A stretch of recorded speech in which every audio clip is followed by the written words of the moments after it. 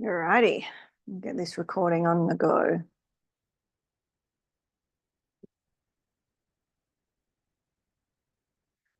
Welcome. Wednesday, 10th of April. Can you believe it? Can you believe it? It's like, I know time flies as you get older, apparently, feels like it.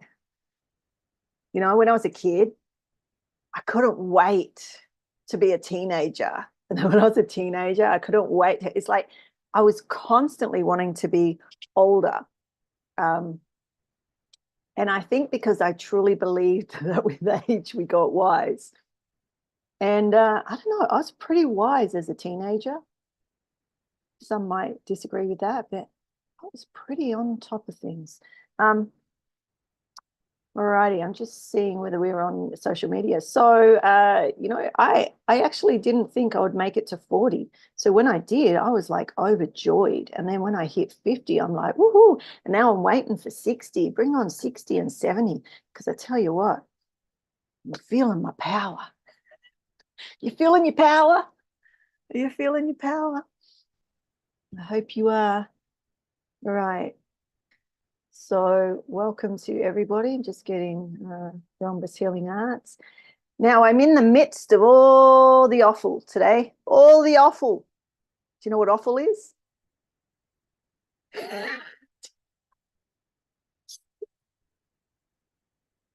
All the guts. All right. There's a reason for that. Because sometimes we feel like we're in there. We're in there. Hang on a minute. Let me see where I can point to. Sometimes we feel like we're in there. Oh, it's back to front. What comes out of the intestines, right? Sometimes we feel like we're in there, don't we? You know, and sometimes we feel these little fellas. Do you ever feel these little fellas, the kidneys? You know, this area of the back, you get pains there. Hey, Lisa, I'm a bit early. You didn't miss much. I just started. I said, I'm in the midst of all the offal, you know? And then sometimes this hurts. Oh, oh. You gotta laugh because otherwise you're gonna cry. But then other times you're in the, oh, what's that? Fetal position. Oh, who's with me? Are you feeling it? You're feeling it?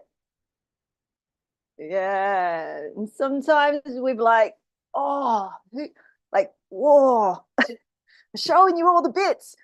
Here, anyone get pains here or here? Like rub under your armpits, like not under your armpits, but just where your bra strap would go if you wore one, just in case you don't wear a bra.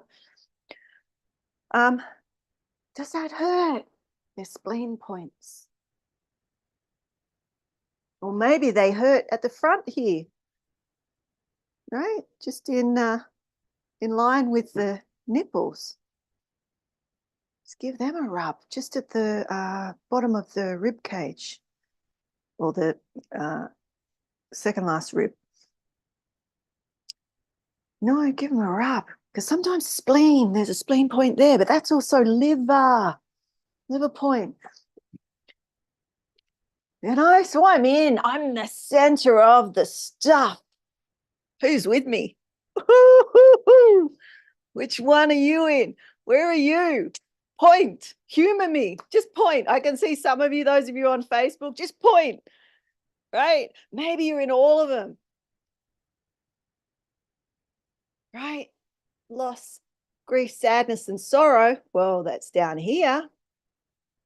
Metal, lung, large intestine, right? But maybe it came from here. Heartache. Or, you know, I guess that leads to that loss, right? So, sorry, my picture is back to front, so I'm trying to work out where things are. See, there you go. And we've been talking about, well, we talk about a lot. Oh my goodness. What did we talk about yesterday, Lisa? My head exploded. And you know what? Half of that recording didn't save. So those that were on that call, we were the lucky ones. We went some places. So I haven't forgotten to record forever. So I believe that we went some places though, didn't we? And I think maybe it was just for us because, yeah, we went places. So I'm not going to leave you all out. We're going to touch into some slightly different places, but you know what's been coming to me. I teach you. I'm a mystic. So I'm Cynthia Harrison, your holistic mystic. I'm a mystic medicine woman. I'm a metaphysical minister and a trauma therapist and whatever else. Who cares, right? You're just turning up to see, okay, what's this weird, wonderful woman here going to share with us today? I'm going to share sounds. We're going to do a meditation. For one, because I'm losing my voice from talking so much. Nicole's laughing because she's partly to blame for that. And where's Emma? Emma's off dancing. She's partly to blame for it too. Yeah, anyway. Talking to everybody. It's okay. I have my ginger and lemon warm drink. And if you ever get a sore throat, so it's already starting to go. So as soon as I feel it, I'm like, I'm on it. So just stretch. So taking fingers, one goes up, one goes down, one goes up, one goes down, and stretching. Why? Because we're making space. And if I'm going to go out in any part of my physiology, it will be my throat. That's my one of my weak points, right? Everybody has their core thing in the world. But if you ever feel like, or even if you've got pain in the actual neck, there's chambers, 7 chambers in the neck. So all the chakras or the power spots or the energy centers are represented in the neck. They're all represented in the neck, right?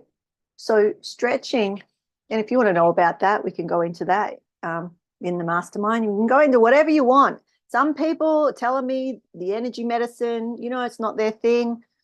But in our discussion yesterday, it was like, so a mystic would take you direct experience. That if your belief systems or if whatever's going on is challenging you, takes you out of, your center. So you forget, you have forgetfulness, you have amnesia. And the best of us do, don't we? I'm going to tell you a story in a moment of my amnesia this morning. And the moment that I realized, it didn't take me that long. It was like, oh, okay, so I'll tell you the story in a minute. But we're in it, and our life takes us out of heaven and earth, our connection, our central core, our connection to ourself and our highest selves. And when that happens, we experience the stuff that some of us might think comes out of here, right? Or all of that hits the fan. You with me? I don't want to say it, but you know what I'm saying. The shift hits the fan. You're shifting. There's change. There's flow. This is called the flow wheel. Well, this way. Well, this way. Shh. Bear with me. It's back to front. So it's like mirror image. Okay, there we go. Anyway, flow wheel. And so these could also be called the rhythms or the 5 elements. And I've put this chart up as my background today because it's something that we were looking at and in relation to what our challenges are or what our fears are and where they might come from. And this one doesn't have a lot of that information on it, but it's in the portal for Holistic Mystic if you want to come and join us in that. But I'll probably get it up in today or tomorrow anyway, but it's in there. For those of you that have that access, just go and have a look. But our challenges, what challenges us, or what those challenges are stopping us from reaching our desires. Now, some of you that I know very intimately, so to speak, across the world through via Zoom, but we have these relationships because you're students or you're my guests at my table, my inner circle. And some of the things that are happening for you are probably, you know, if I scan some of that, it's like, you know, your dreams are coming true. Your dreams are coming true. Your unreasonable dreams are coming true. Now, an unreasonable dream, I say, it's something that you would like to experience, but if you told other people, they would say, oh, you can't do that. How are you going to do that? Are you mad? Right? So there's a process, this unreasonable dream. And I've been doing it for years and I hit my dreams. And so do the people that I work with. And it may not be overnight because some of the stuff isn't even ready. I saw that breath. I saw that breath. Yeah, right? Because it's like, are you ready? If somebody gave you $1 million, and I know your ego will go, yes, yes, yes. But let me tell you, you know the statistics? Go and Google the statistics for lottery winners and see how many of them, their lives actually changed for the I won't say for the good, for the better, for the, you know, if you're not able, if your vessel, if your container, if your ability to receive is wobbly, you can't hold it. You know, some of you are maybe entrepreneurs, or some of you want to be, or some of you maybe should be, and you know who you are. I've seen it. I see the visions. I see it, and I'm like, come on. And that will come into reality as you take the steps. Now, the steps or the actions can be small and many, right? But there definitely needs to be the steps, right? Meaning, if you want to buy a house, if you have the desire to have a house, you have to go and look for houses. You have to pay for the house, or you have to, no, even before you pay, you have to put in an offer. Yeah? Now, how many of you, because it's happened to me too, and I can, you're right from me going here, because this is going to help you, right? When I found my house in Perth, in Australia, it was on the market for 6 months because it was a large rural property that was overgrown, had rats in the cupboard. It was a monstrosity. And it called to me. It called to me, and I didn't have the money. And I went to look at a house further up the hill, like in the bush up the hill. I couldn't do it. I couldn't.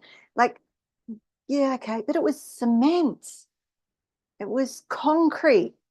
I couldn't do it. And yes, I could have ripped it all up and all the rest of it. But nah, I knew. And I cut out this little, so I saw in the paper, is it see in the newspaper when we'd look in the newspaper, right? Because this is 20 odd years ago, right? And I looked in the newspaper and I saw this house and I just love at first sight. But it was so expensive to me. To me, it'd be nothing. If I told you how much they wanted, you'd be like, what? I could buy 4 of those. But at the time, I didn't have any money, right? Not like that. And it was zoned rural. In Australia, when it's zoned rural, you have to come up with 30% deposit. Right? So if it was just a normal house, maybe you put down $1,000. But if you have to put down $30,000, $40,000, $50,000 as a deposit, that's like, come on. I mean, so here I am, loving this house. I knew there's part of me that's like, you know, in real life, in reality, I can't see that happening. But in my heart, in my soul, my experience of it, I was like, that's my house. So I showed my partner, and he's like, yeah, dream on, because I'm seen as the dreamer in the family, you know, and he was the dream crusher, just lightly, you know. It's like, oh yeah, the dreamer, oh yeah, the dream crusher. Right? So we meet in the middle somewhere. We went to look at this other house, and on the way back, I was like, well, it's just down the hill and around here. Can we just drive by and look at it? We drove by to look at it, and it was an open house, and there was all these people going through. Now, I'm telling you, the grass was up to my chest, like waiting to, it had no fencing. It was like, and some of you have seen my house in Perth. And when you come to that, it's where my clinic was. And I'm not there anymore though, but you know, and as soon as you come onto the property or even near the property, you feel it. There's energy there. It's an awesome place. And it called me, and everybody that came loved it there. And we would do, you know, 1 and 2 day circles, retreats, painting, fire ceremony, all sorts of stuff, right? And I was like, oh, let's just, while we're here in this open house, let's just go and have a look. Let's go and have a look. And we go and have a look, and I was like, how are we going to do this? I don't know how we could do it, but I know we're going to do it. And no one put in an offer because of what it looked like. It was complete. It's like no one lived there for a long time, even though there was a man that would pop in and out, but he bought another house, and so it was overgrown. It was along the creek, do you know what creeks are? You know, like a river at the back. And so lots of critters, like river rats, which are endangered, so you can't catch them or poison them or anything like that, right? So, which they're beautiful. I love rats and mice and stuff. Like, I'm a critter person. I love, yeah. Oh, they were big, like they're this big. They're like bandicoots. Do you know what bandicoot is? I love we had bandicoots too. Love them. Anyway, another story. So I said to my partner, I'm going to make an offer. No one's made an offer. I'm going to make an offer. And I didn't make the offer. I made like well under what they wanted. And we got it. And I was kicking myself that I didn't make it even less, because he wanted to sell. He wanted to sell quick. And I didn't have the money, remember? I didn't have the money. I couldn't see where I could get the money from. But I knew that it was my house. I could feel it. It wasn't a dream. I'm not a dreamer. If you know me, if I say something or if I have a vision, I'm working towards it. It might take me 5 years, 2 years, 3 years. It just depends what it is. I'm working on a 2-year thing at the moment, and I'm nearly there, right? So some goals are not like overnight, but I worked out how to get that deposit, and I was about $5,000 short, which wasn't a lot considering what I had been able to find through. I cashed in all my superannuation. Do you know what that is? Like retirement stuff. So in Australia, when you work or your employee puts in some money in whatever you've got to match it, and it's put towards your retirement. So I cashed in mine. I had a life insurance. I got some of that. Anyway, so I just cashed in everything I could. I was $5,000 short. And I've never asked anybody for money. I felt like, and I'm one of those people that if I don't have the money, If I can't see it, I don't buy it. If I can't see that it's coming, then I usually don't buy stuff, right? I'm a cash person. I like to, or I'll save up for it. That's how I was. I'm not like that now, but that's how I was. So 5,000 short, and I'm like, who can I ask? And I asked my family. Not, I asked my mother-in-law, I asked my dad, and I pulled together $5,000 and we got the house. We put the deposit down. Mind you, I'm still paying it off, but but there's not much left on it, right? There's not a lot left on that, like 20, it's that loan's nearly finished. So I think it was a 25-year loan or something, right? Moral of the story is, are you letting the fear, are you letting any of this come in and stop you from what your heart desires? That idea of that home, and it is a home. Everybody who came to that place was like, oh, I love your place. Or if I'd meet friends, they would always, oh, can we come to your place? And it wasn't flash. Some of you have seen it. It's like it was one of the first houses in that area. So really old, but weatherboard, really high roofs, but everything was dilapidated. It's a money pit, bottomless pit, right? So we renovated and done everything in that house. We did ourselves, like everything. Like we've ripped out floors, ceilings, walls. Anyway, point is, that place has brought so much joy to so many people. And if I allowed my pride to ask, oh, what if I did just say, well, we'll offer this. And if we get it, then we'll work it out.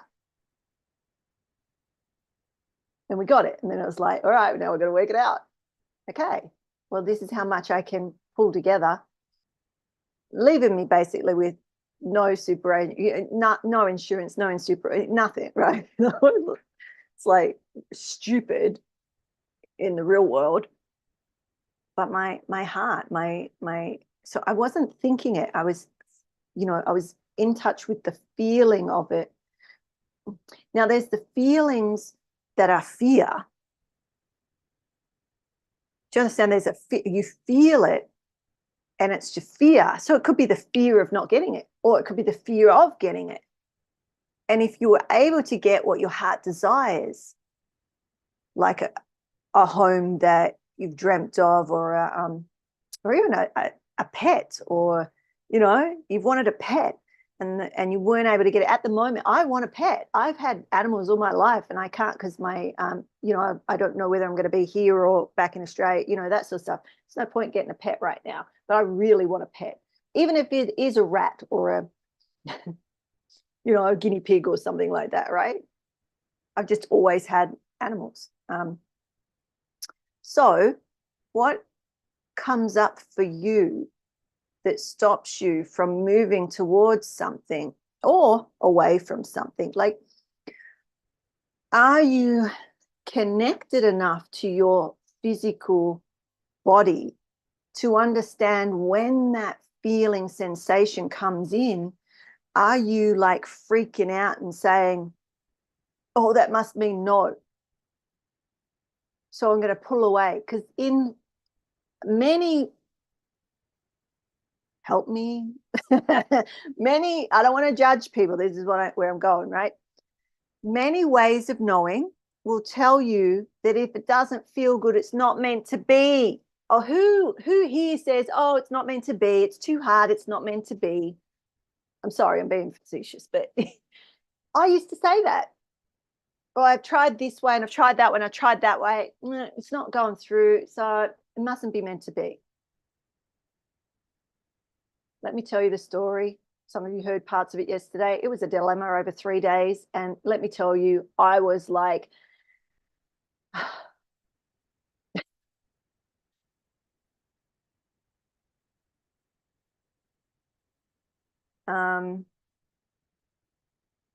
I don't want to tell you the whole story, so we're just going to get to the crux of it.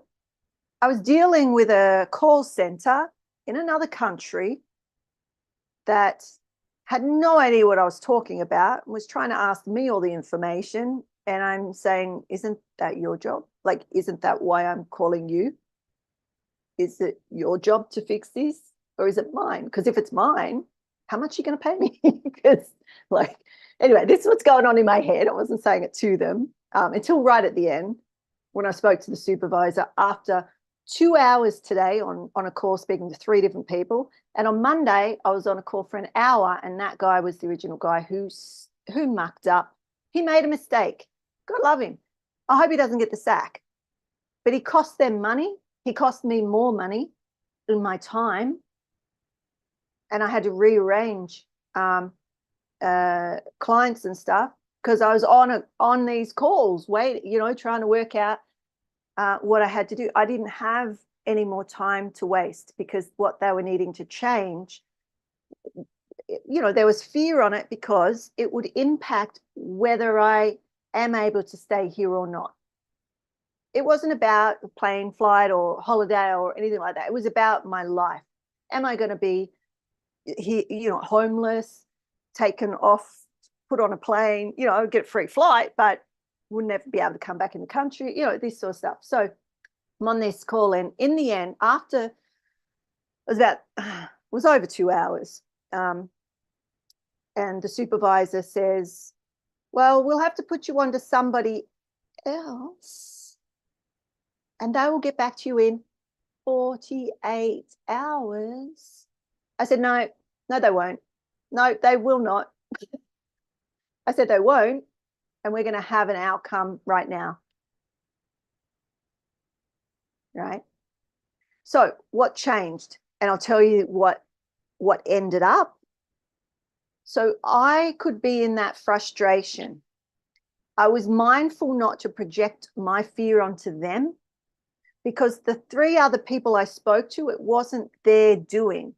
It was the original fella that I think it was his first day and he stuffed something up, which meant that it was just ridiculous what it ended up, and no one could fix it.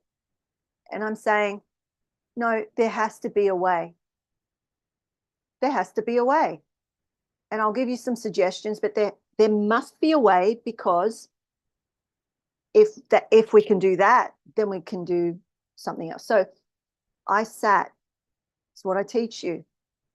I sat in connection. I connected with the fear, the sensation in my body. And when I connect to the beloved, and I just say, the outcome of this is going to be for my highest good. I don't know what it's going to be. I don't care what it's going to be, but it will be what's going to support me moving forward in this world. Now, even if that isn't what I would like to happen, that's what I just sit there. I don't connect to the outcome, but I know that the outcome's going to be in my best interest, and that's all I care about, right? So she puts me on hold, and I'm doing that. She comes back on, and she says it's going to be 48 to 72 hours, whatever it was. It's like days, right? And I said, I need to get to that appointment, because if I don't get to that appointment, they're going to kick me out of the country, basically, right? And I said, so something needs to happen today, and let's work it out. Let's work it out together. It's got to be, I mean, it's not my job to work it out. You stuffed it up. You should be paying me, right? But let's work it out. In the end, long story short, because it was a freaking long story, it was non-refundable tickets. She fully refunded me plus $130 US. While I was talking to her, I went direct to the airline, 10 minutes, rebooked the tickets at the exact times that I wanted. Thank you very much. Point of the story isn't, oh, look at me, blah, blah, blah. The point of the story is I was in a loop. From Monday, they were just fobbing me off. I didn't yell. I didn't demand. I was in my power at that, you know, because I'm pretty laid back, right? I'm pretty darn laid back. But I knew the outcome needed to be today. And it was, and it is. But the remembrance of, okay, how am I with my fear right now? How am I with it? How am I relating to the sensation in my body? What is happening? Oh, right, because yesterday we were talking about amnesia. Yesterday we were talking about how we know how to heal ourselves. We know how to be in our center and move towards, you know, life and death, right? We all want a good death. You know you're going to die. We all are. So we're working towards a good death, right? And that's what yogis and yoginis do. We work towards dying daily. And when you do that, you don't have so much fear, but we are human. So when that comes in, we have the opportunity. We have the opportunity to connect and go. So some of you did that today. Someone in particular I was talking to earlier, right? Do you see? It's not that anyone's special. I mean, you all are and you all aren't. You know what I'm saying? It's like we're humans. This is our species.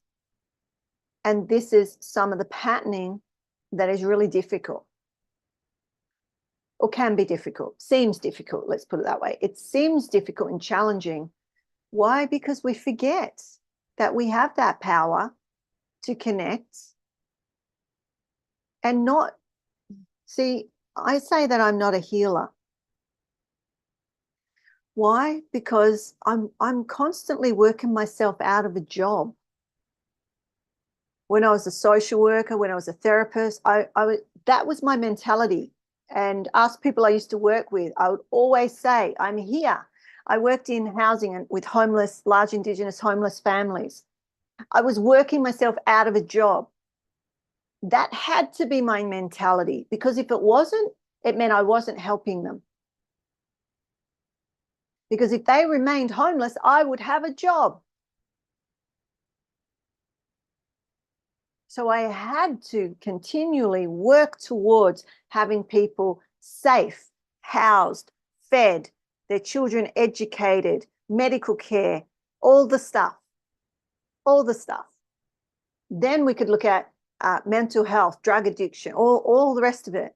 I had to work towards not having a job. I cannot be scared of not having a job. Everything I do is about you being well, you being thriving, you gaining everything that you could possibly at this point in time and beyond, receiving. And you know what? When I don't have a job in this area anymore, you know what's going to happen? I'll pivot. I'll paint. I'll grow vegetables. I'll create something, like whatever. Who cares? I have lots of skills. You see what I mean? I'm getting a bit feisty. I'll settle down. Any comments on that? Like any, what's ringing any bells or coming up for you? Let me just see this chat. A lot that we built our house on, I knew we were going to get it. And although we were the backup offer, I woke up one day and I just knew the realtor was going to call me and say it was ours. Yes. Yeah. And you know what? And sometimes it doesn't happen, and then something else has space to come in. So I'm not saying that, oh, you have that goal because you think that's what you want or what's good for you. And this is the thing in that, you know, it's like you might have something that you really, really want, but it may not necessarily be what you need. And so there's this balance there, or the not balance. It's more of a infinity sign. You know what I'm saying? It's like there's this rhythm there of, often how it works for me is I'll have something that I'm working towards, my soul wants to experience directly, right? My soul sort of saying, you know, I want to experience this, I want to experience that. And all right, well, we're going to move towards that. Now, I don't know the exact steps that's going to come in. So some of you, it might be you want to earn a certain amount of money a month. And you have an idea of how to do that. But what might happen is it comes in a different way or a different angle. You to be open to that. That's what used to happen with, I haven't done a series for a little while. I think I'll be doing one again in the next couple of months. I'm feeling it. But I will put, you know, how many people I want to show up, if I'm selling it, how much it's going to bring in. And to tell you the truth, it's all statistics, so you can work it out. I've been doing it for so long. I know in a really clear ballpark, if I do this, I reach this many people will buy, this many people won't, this many people will come in, this many people, right? It's like clockwork because it's statistics. And when you've done it long enough, you know the rhythm of it, you know the statistics. So if you want to make this much money, this is how many people, this is what you have to do, right? But it may not come in through the exact channels. It's really interesting. So you don't get caught up on, oh, not many came in this one, but a lot came in this one. And you may not have ever seen that. I know I'm talking a little bit in code, but some of you are entrepreneurs and you'll know what I'm talking about. For your like for the money for the house, you know, I didn't know how that was going to come in. It came in all different ways, little bits here, little bits there, little bits there. And it's like, oh, you know. So let me just see if there's any comments in here. I haven't got this open properly. All right. So I think we'll go into the sounds in the mastermind because we're pushing time. And I went on a little bit of I won't say a rant, I'll say a expression of passion to support you in your journeys. But a reminder from yesterday, because I was saying, your belief is what holds you back, what stops you. Your belief that you can or your belief that you can't, right? Most of us have a belief and conditioning pattern that we're unaware of. It only comes up when we're challenged. And when we're challenged, we feel it in our body and we get overwhelmed. So we're not even conscious of what's going on. So we can't, you know, it's often we can't even have that moment to stop and bring ourselves back together, right? Or it might have spun out of control really fast. Like, you know, I'm serious, like a car accident. You know, how many of you have had a car accident? It's like really, things can spin really quick. People's emotions, their adrenaline's going, all the rest of it. And, you know, I can remember when I had a PT Cruiser years ago. It was one of the first, it was a first demo model in Australia. And I ended up getting it as a demo model, you know, cheap. And I love that car. It was like maroon purple sparkles. Anyway, it was my car. It's like you'd say, there it is, my car. She's here. Anyway, it got written off. It was a young girl. She had a license one day, and I was parked outside of the organization. And, you know, I heard the bang, And some of the ladies come running in and said, your car just got written off. And I ran out there. And it was so interesting because I didn't even care about the car. I just went straight into, you know, she was in the car by herself. She was maybe 18, 19. She was young. She had a license, you know, I think she said one day. And she was petrified her dad's going to kill her.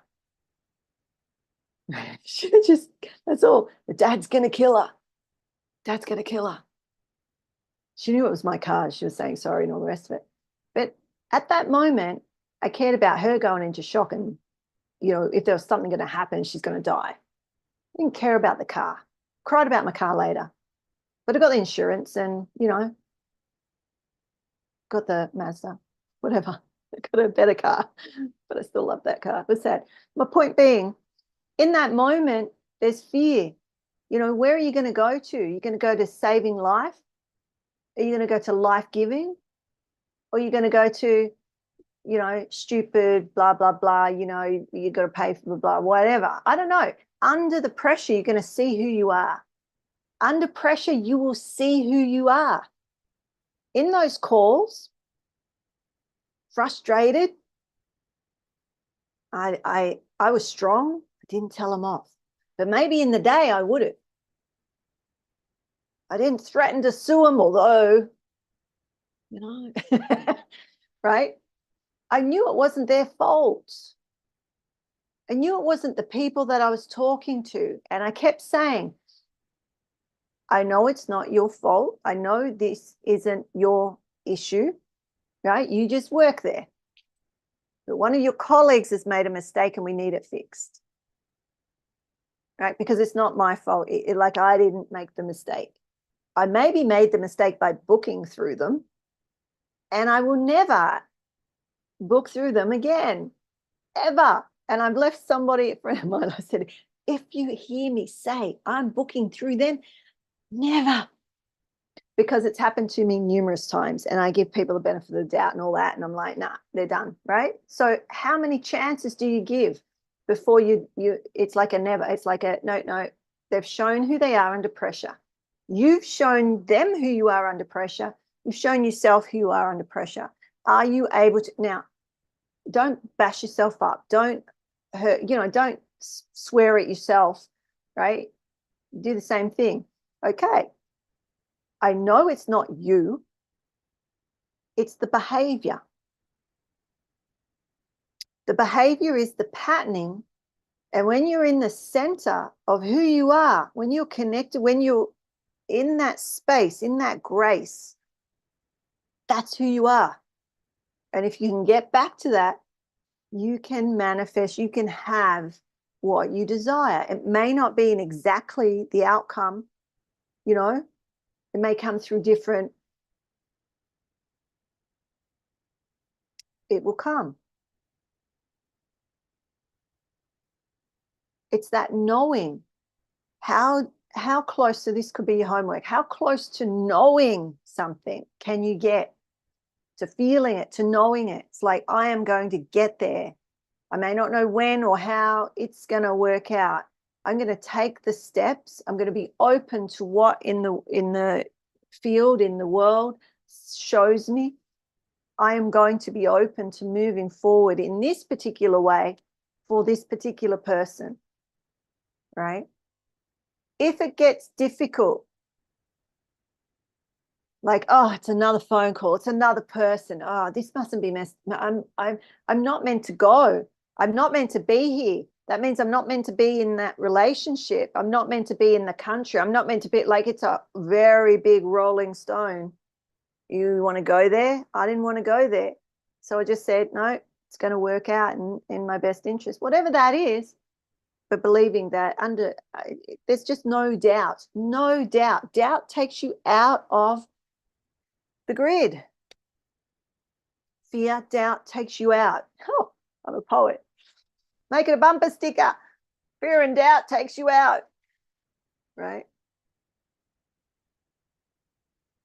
So I'm not saying it's easy, because what makes it tricky or difficult or challenging is the forgetfulness. We forget that we can do it. So that's why it needs to be something that you can regularly remind yourself or have reminders, right? That's why we do this these lives and these masterminds and challenges, and you can work with me if you need deeper one-to-one stuff and all of that, right? Because we forget.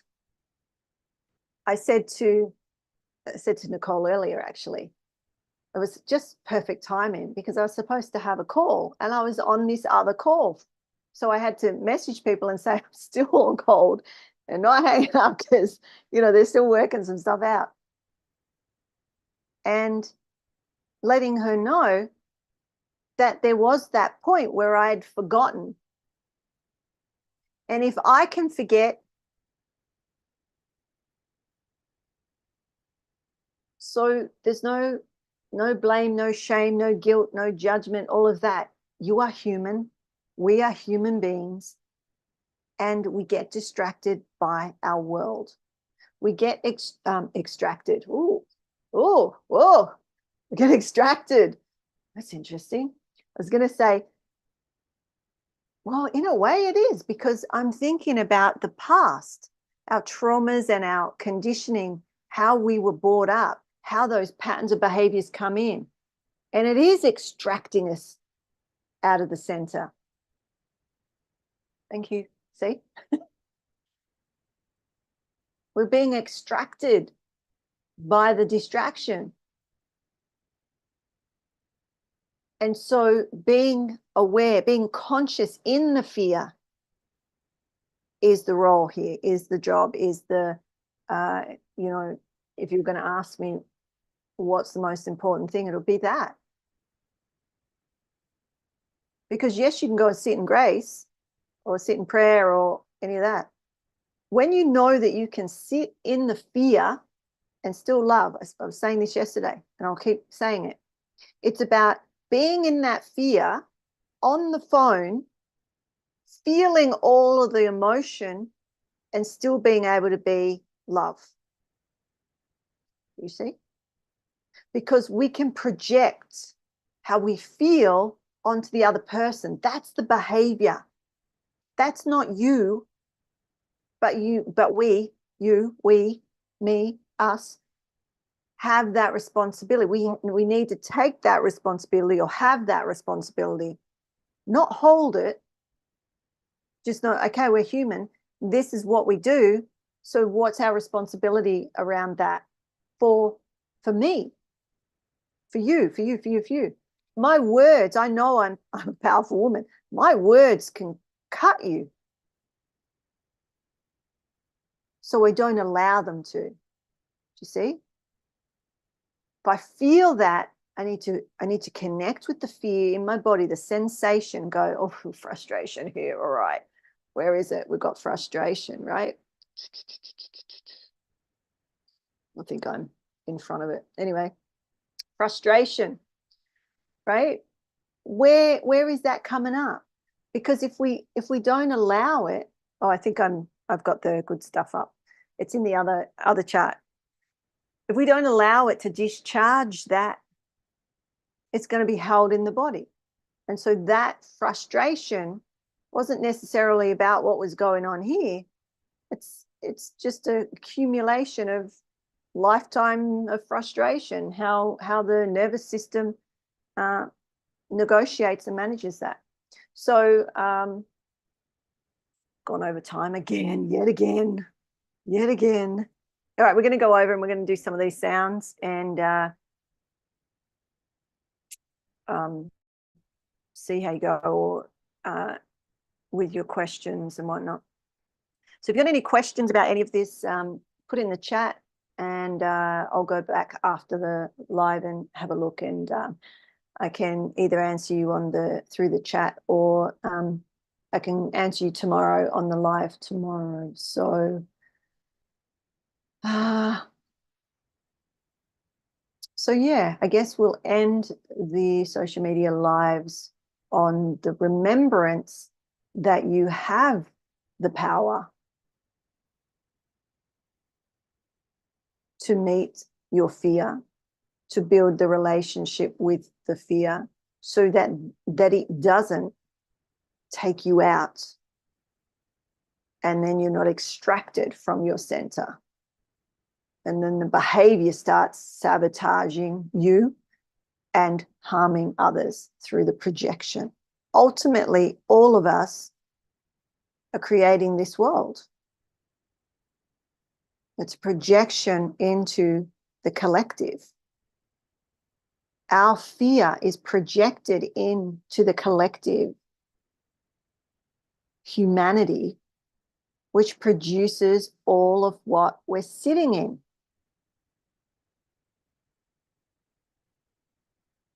So let's work our way out of that, like we're working our way out of certain roles and jobs in love, because that problem no longer exists in the world. So we can move on to working with something else or playing with something else, right? That's my goal. Anyone with me? Who's coming? Yeah. All right. Few of us. We'll start. All right. So if you want to join us on the mastermind tomorrow, there's linked the Holistic Mystic Mastermind. You can come over, get the Zoom link and join us live tomorrow. Otherwise, I'll see you on social media for the first piece. Until then, may the blessing be. Much love.